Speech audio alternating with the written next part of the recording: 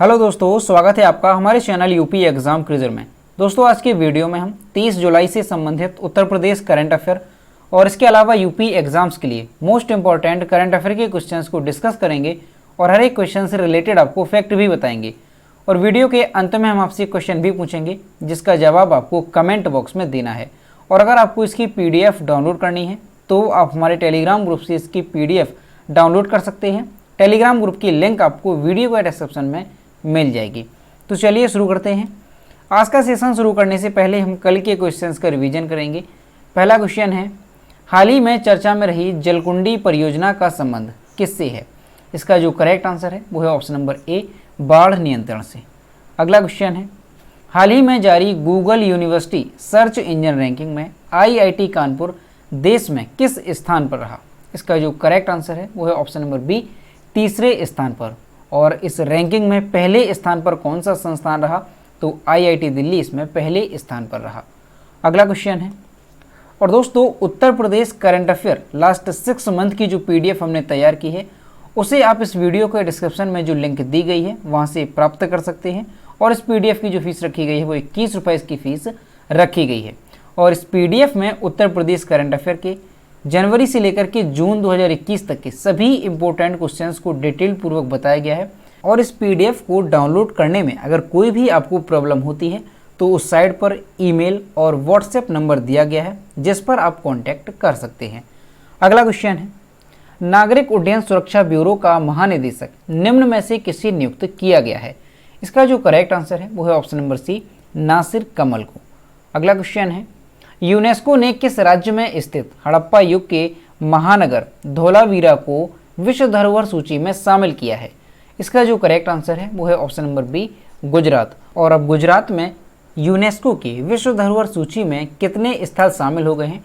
तो ध्यान रखना है, कुल मिलाकर के 4 स्थल जो है वो गुजरात से शामिल हो गए हैं। अगला क्वेश्चन है, हाल ही में कौन सा देश टोक्यो ओलंपिक स्वर्ण पदक जीतने वाला सबसे छोटा देश बन गया है? इसका जो करेक्ट आंसर है वो है ऑप्शन नंबर सी, बरमूडा। और बरमूडा से किसने टोक्यो ओलंपिक में स्वर्ण पदक जीता है? तो उनका नाम ध्यान रखना है आपको, फ्लोरा डफी। किसने? फ्लोरा डफी ने ये स्वर्ण पदक जीता है, जो कि इमेज में आप देख सकते हैं। अगला क्वेश्चन है, हाल ही में भारत के किस पूर्व महान बैडमिंटन खिलाड़ी का 88 साल की उम्र में निधन हो गया? इसका जो करेक्ट आंसर है वो है option number C, Nandu Natekar. अगला क्वेश्चन है, चर्चा में रही नौका प्रयोगशाला का संबंध किस देश से है?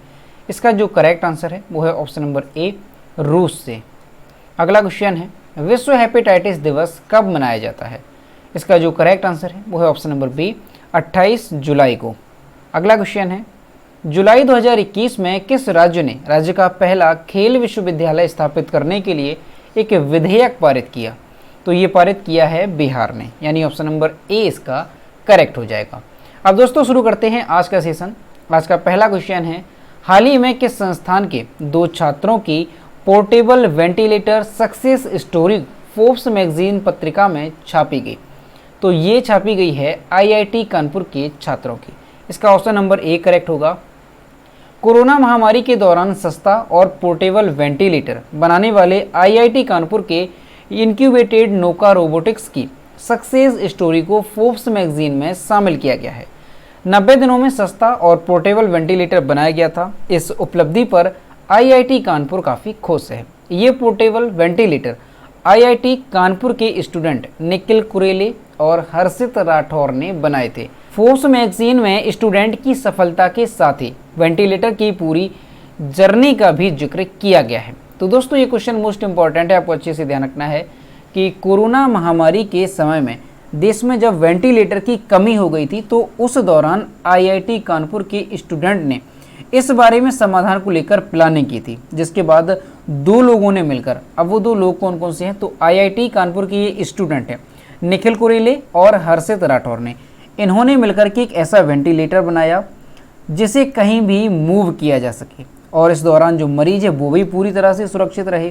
फोर्ब्स मैगजीन में इन स्टूडेंट्स की और इस पोर्टेबल वेंटिलेटर की सक्सेस स्टोरी को शामिल किया गया है। तो आपको अच्छे से ध्यान रखना है कि IIT कानपुर के इनक्यूबेटेड नोका रोबोटिक्स की सक्सेस स्टोरी को फोर्ब्स मैगजीन में शामिल किया गया है और ये जो वेंटिलेटर ये बनाया किसने, तो ध्यान रखना है दो स्टूडेंट, निखिल कुरेले और हर्षित राठौर। अगला क्वेश्चन है, हाल ही में उत्तर प्रदेश के कितने जिलों में CFC केंद्रों की स्थापना का कार्य शुरू किया गया? इसका जो करेक्ट आंसर है वो है ऑप्शन नंबर बी, 9 जिलों में। उत्तर प्रदेश के 9 जिलों में कौन कौन से जिले हैं, तो गाजियाबाद, मैनपुरी, मऊ, मिर्जापुर, मुजफ्फरनगर, बिजनौर, आगरा, मुरादाबाद और भदोही में 73.54 करोड़ रुपए की लागत से सामान्य सुविधा केंद्र यानी CFC की स्थापना का कार्य शुरू कराया गया। इन CFC के स्थापित हो जाने पर पारंपरिक उद्योगों खासकर ODOP के कारीगरों को कई सहूलियतें मिलने लगेंगी। प्रदेश की स्थानीय कला, शिल्प और समुदायों के पारंपरिक कौशल को संरक्षित और विकसित करके स्थानीय स्तर पर रोजगार में वृद्धि के लिए शुरू की गई ODOP योजना राज्य सरकार का अभिनव प्रयास है। तो दोस्तों आपको ध्यान रखना है कि उत्तर प्रदेश के 9 जिलों में CFC यानी सामान्य सुविधा केंद्र की स्थापना के लिए कार्य जो है वो शुरू किया गया है। और इससे होगा क्या, तो इससे पारंपरिक उद्योगों को खासकर ODOP के कारीगरों को जो है इससे सुविधा मिलेगी। अगला क्वेश्चन है, जुलाई 2021 में कौन सा शहर US agency for international development USAID की एक पहल स्वच्छ वायु उत्प्रेरक कार्यक्रम के लिए चुना जाने वाला एकमात्र भारतीय शहर बन गया है? इसका जो करेक्ट आंसर है वो है option number C, Indore. Indore US agency for international development USAID की एक पहल स्वच्छ वायु उत्प्रेरक कार्यक्रम के लिए चुना जाने वाला एकमात्र भारतीय शहर बन गया है। इंदौर नगर निगम और मध्य प्रदेश प्रदूषण नियंत्रण बोर्ड के सहयोग से शहर की हवा को शुद्ध करने के लिए परियोजना 5 साल तक चालू रहेगी। इंदौर को भारत का सबसे स्वच्छ शहर के रूप में भी जाना जाता है। स्वच्छ वायु उत्प्रेरक एक नया प्रमुख कार्यक्रम है जिससे निम्न और मध्यम आय वाले देशों में स्वच्छ वायु समाधान में तेजी लाने के लिए US agency for international development और विश्व संसाधन संस्थान और पर्यावरण रक्षा कोष के नेतृत्व में संगठनों के एक वैश्विक संघ द्वारा शुरू किया गया है। तो दोस्तों आपको अच्छे से ध्यान रखना है कि US agency for international development की एक पहल है स्वच्छ वायु उत्प्रेरक कार्यक्रम। इसके तहत जो है भारत से चुना जाने वाला शहर कौन सा है, तो एकमात्र शहर इंदौर जो है ये भारत से चुना जाने वाला शहर है। अगला क्वेश्चन है, निम्नलिखित में से किस भारतीय फिल्म को 2021 के टोरंटो इंटरनेशनल फिल्म फेस्टिवल के लिए चुना गया है? इसका जो करेक्ट आंसर है वो है ऑप्शन नंबर डी, A और B दोनों, यानी पाका और डगडग दोनों फिल्मों को 2021 के टोरंटो इंटरनेशनल फिल्म फेस्टिवल के लिए चुना गया है। नितिन लुकोस की फीचर फिल्म पाका और ऋतिक पारिक की डगडग 2021 के टोरंटो इंटरनेशनल फिल्म फेस्टिवल के लिए चुनी गई 2 भारतीय फिल्में हैं। पाका एक नदी की कहानी प्रस्तुत करती है जिसमें 2 दुश्मन परिवारों के बीच लड़ाई की वजह से खून की नदियां बहती हैं और एक युवा जोड़ा जो अपने प्यार से इस नफरत को दूर करने की कोशिश करता है, उनकी भी जान चली जाती है। और डगडग को संगीत की दृष्टि से अक्षय व्यंग्य के रूप में घोषित किया गया है। तो दोस्तों ये क्वेश्चन भी इंपॉर्टेंट है, आपको अच्छे से ध्यान रखना है कि 2 भारतीय फिल्में पाका और डगडग इन्हें टोरंटो इंटरनेशनल फिल्म फेस्टिवल 2021 के लिए चुना गया है। अगला क्वेश्चन है, हाल ही में दिल्ली की किस युवा खिलाड़ी ने राष्ट्रीय महिला ऑनलाइन शतरंज का खिताब जीता? तो ये जीता है वंतिका अग्रवाल ने, यानी ऑप्शन नंबर बी इसका करेक्ट होगा। दिल्ली की युवा खिलाड़ी वंतिका अग्रवाल ने राष्ट्रीय महिला ऑनलाइन शतरंज का खिताब जीता। उन्होंने 11 राउंड से 9.5 अंक हासिल किए। तमिलनाडु की श्रीजा शेषाद्री ने 8.5 अंकों के साथ इस प्रतियोगिता में तीसरा स्थान हासिल किया। महाराष्ट्र की सौम्या स्वामीनाथन और तमिलनाडु की आर वैशाली क्रमशः चौथे और 5वें स्थान पर रहीं। जूनियर ओपन वर्ग में तमिलनाडु के YS राहुल ने 9.5 अंक के साथ पहला स्थान हासिल किया है।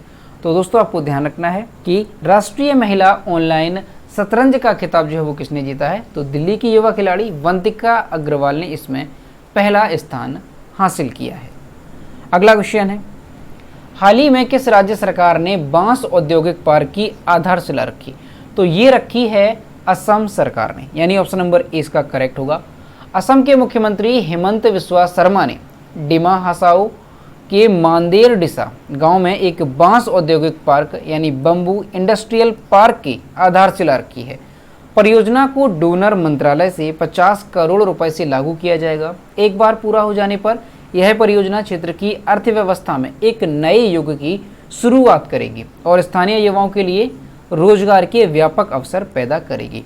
तो दोस्तों ये क्वेश्चन भी इंपॉर्टेंट है, आपको अच्छे से ध्यान रखना है कि असम के जो मुख्यमंत्री हैं हेमंत बिस्वा शर्मा, उन्होंने डिमा हासाओ के मांदेर डिसाक गांव में, ये डिमा हासाओ क्या है तो ये असम का एक डिस्ट्रिक्ट है, तो इस डिस्ट्रिक्ट के मांदेर डिसा गांव में एक बांस औद्योगिक पार्क जो है उसकी आधारशिला रखी गई है और इस परियोजना को डोनर मंत्रालय से 50 करोड़ रुपए लागू किया जाएगा। अब डोनर मंत्रालय, तो डोनर मंत्रालय क्या है, यहाँ पर जो डोनर लिखा हुआ है इसका फुल फॉर्म होता है development of north eastern region, तो इसी मंत्रालय से 50 करोड़ रुपए जो है लागू किया गया है। अब यहाँ पर असम की बात है तो असम के बारे में जानते हैं। ये है मैप में असम, असम की कैपिटल है दिसपुर, असम के चीफ मिनिस्टर हैं हेमंत बिस्वा शर्मा और असम के गवर्नर हैं जगदीश मुखी। और असम में लोकसभा सीटों की संख्या कितनी है तो 14 लोकसभा सीटों की संख्या है और राज्यसभा सीटों की संख्या यहाँ पर है 7। अगला क्वेश्चन है अंतर्राष्ट्रीय बाघ दिवस यानी इंटरनेशनल टाइगर डे निम्न में से किस दिन मनाया जाता है, तो ये मनाया जाता है 29 जुलाई को, यानी ऑप्शन नंबर सी इसका करेक्ट होगा। विश्व भर में हर साल 29 जुलाई को अंतर्राष्ट्रीय बाघ दिवस यानी इंटरनेशनल टाइगर डे के रूप में मनाया जाता है। यह दिवस जागरूकता दिवस के तौर पर भी मनाया जाता है। विश्व में बाघों की लगभग 70% आबादी भारत में रहती है। देश में 2967 बाघ हैं जबकि पूरी दुनिया में केवल 3900 बाघ ही बचे हैं। विश्व में भारत के अतिरिक्त बांग्लादेश है, भूटान, कंबोडिया, चीन, इंडोनेशिया, लाओपीडिया, मलेशिया, म्यांमार, नेपाल, रूस, थाईलैंड और वियतनाम में बाघ पाए जाते हैं। तो दोस्तों ये क्वेश्चन भी मोस्ट इंपॉर्टेंट है, ये कई बार एग्जाम में पूछा गया है कि अंतर्राष्ट्रीय बाघ दिवस कब मनाया जाता है, तो आपको ध्यान रखना है 29 जुलाई को अंतर्राष्ट्रीय बाघ दिवस के तौर पर मनाया जाता है। अगला क्वेश्चन है रेलवे ने टोक्यो ओलंपिक में भाग लेने वाले अपने एथलीटों और अधिकारियों के लिए विशेष नगद पुरस्कारों की घोषणा की है। इसमें स्वर्ण पदक विजेता के लिए कितने रुपए शामिल हैं, इसका जो करेक्ट आंसर है वो है ऑप्शन नंबर डी 3 करोड़ रुपए। रेलवे ने टोक्यो ओलंपिक में भाग लेने वाले अपने एथलीटों और अधिकारियों के लिए विशेष नगद पुरस्कारों की घोषणा की है। इसमें स्वर्ण पदक विजेता के लिए 3 करोड़ रुपए, रजत पदक विजेता के लिए 2 करोड़ रुपए और कांस्य पदक विजेता के लिए 1 करोड़ रुपए शामिल किया गया है। रेलवे स्पोर्ट्स प्रमोशन बोर्ड के 25 एथलीट, 5 कोच और 1 फिजियोथेरेपिस्ट टोक्यो ओलंपिक में भारतीय दल का प्रतिनिधित्व कर रहे हैं। तो दोस्तों आपको ध्यान रखना है कि रेलवे ने टोक्यो ओलंपिक में भाग लेने वाले अपने एथलीटों और अधिकारियों के लिए एक नगद पुरस्कार की घोषणा की है, जिसमें स्वर्ण पदक विजेता को 3 करोड़ रुपए दिया जाएगा और रजत पदक विजेता को 2 करोड़ और कांस्य पदक विजेता को 1 करोड़ रुपए दिया जाएगा। अगला क्वेश्चन है निम्न में से किस देश ने भारत सहित अपनी कोविड-19 रेड लिस्ट में शामिल देशों की यात्रा करने वाले नागरिकों पर 3 साल के लिए यात्रा प्रतिबंध और भारी जुर्माना लगाने की घोषणा की है। इसका जो करेक्ट आंसर है वो है ऑप्शन नंबर सी सऊदी अरब। सऊदी अरब ने भारत सहित अपनी कोविड-19 रेड लिस्ट में शामिल देशों की यात्रा करने वाले नागरिकों पर 3 साल के लिए यात्रा प्रतिबंध और भारी जुर्माना लगाने की घोषणा की है। सऊदी अरब कोरोना वायरस के संक्रमण से बचने के लिए तमाम कदम उठा रहा है। सऊदी अरब ने हाल ही में कोरोना के नए वेरिएंट के मद्देनज़र रेड लिस्ट में शामिल देशों का नाम जारी किया था, जिसमें अफगानिस्तान, वियतनाम सहित भारत का नाम भी शामिल है। तो दोस्तों आपको ध्यान रखना है कि सऊदी अरब ने भारत सहित अपनी कोविड-19 रेड लिस्ट में शामिल देशों की यात्रा करने वाले नागरिकों पर 3 साल के लिए यात्रा प्रतिबंध और भारी जुर्माना लगाने की घोषणा की है। अब यहाँ पर अगर सऊदी अरब की बात की जाए तो सऊदी अरब की राजधानी क्या है, तो रियाद सऊदी अरब की कैपिटल है। सऊदी अरब की करेंसी क्या है, तो सऊदी रियाल सऊदी अरब की कैपिटल है। और सऊदी अरब की किंग कौन है वर्तमान में, तो सलमान सऊदी अरब के किंग हैं। और क्राउन प्रिंस कौन है, तो मोहम्मद बिन सलमान, ये सऊदी अरब के क्राउन प्रिंस हैं। अगला क्वेश्चन है अमेरिका ने हाल ही में भारत के टीकाकरण कार्यक्रम यानी कोविड-19 वैक्सीनेशन प्रोग्राम में सहायता के तौर पर कितने करोड़ डॉलर की मदद की घोषणा की है। इसका जो करेक्ट आंसर है वो है option number A 2.5 crore dollar. America ने 28 जुलाई 2021 को भारत के टीकाकरण कार्यक्रम में सहायता के तौर पर 2.5 करोड़ डॉलर की मदद की घोषणा की है। 2 दिन के दौरे पर भारत आए अमेरिकी विदेश मंत्री एंटनी ब्लिंकन ने कहा कि ये फंडिंग भारत में वैक्सीनेशन की सप्लाई चेन को मजबूती देकर लोगों की जान बचाने का काम करेगी। इसके साथ ही वैक्सीन को लेकर फैलाए जा रहे भ्रम, हिचकिचाहट को दूर करने, साथ में स्वास्थ्य कर्मियों की ट्रेनिंग में मदद मिल सकेगी। तो दोस्तों आपको ध्यान रखना है कि भारत के टीकाकरण कार्यक्रम में सहायता के तौर पर अमेरिका ने 2.5 करोड़ डॉलर की मदद की घोषणा की है। अब यहाँ पर अगर अमेरिका की बात की जाए तो अमेरिका की राजधानी है वॉशिंगटन डीसी, अमेरिका की मुद्रा है अमेरिकी डॉलर और अमेरिका के राष्ट्रपति हैं जो बाइडेन। तो दोस्तों ये थे 30 जुलाई से संबंधित उत्तर प्रदेश करंट अफेयर और इसके अलावा यूपी एग्जाम्स के लिए मोस्ट इंपॉर्टेंट करंट अफेयर के क्वेश्चन जो कि हमने डिस्कस किए। अब हम देखते हैं कल के वीडियो का क्वेश्चन जो हमने आपसे पूछा था। तो ये है कल के वीडियो का क्वेश्चन जो हमने आपसे पूछा था। हाल ही में जारी स्मार्ट सिटीज अवार्ड 2020 में उत्तर प्रदेश को कौन सा स्थान मिला है? इसका जो करेक्ट आंसर था वो ऑप्शन नंबर ए था, पहला स्थान, और लगभग सभी स्टूडेंट्स ने इसके सही जवाब किए। और मैं आपसे हर रोज कहता हूं कि जो भी क्वेश्चन आपसे पूछा जाए तो सभी लोग उसका आंसर जरूर किया करो। तो ये है आज का क्वेश्चन, कर्नाटक के नए मुख्यमंत्री के रूप में निम्न में से किसने शपथ ली? तो इसका जो भी करेक्ट आंसर है वो आपको कमेंट बॉक्स में बताना है। तो दोस्तों अगर आपको आज का वीडियो पसंद आया हो तो वीडियो को लाइक करें, शेयर करें, और अगर चैनल पर नए हैं तो चैनल को सब्सक्राइब करना ना भूलें। साथ ही बेल आइकन को भी प्रेस करें ताकि टाइम टू टाइम नोटिफिकेशन आप तक पहुंचता रहे। तो मिलते हैं नेक्स्ट वीडियो में। Thank you.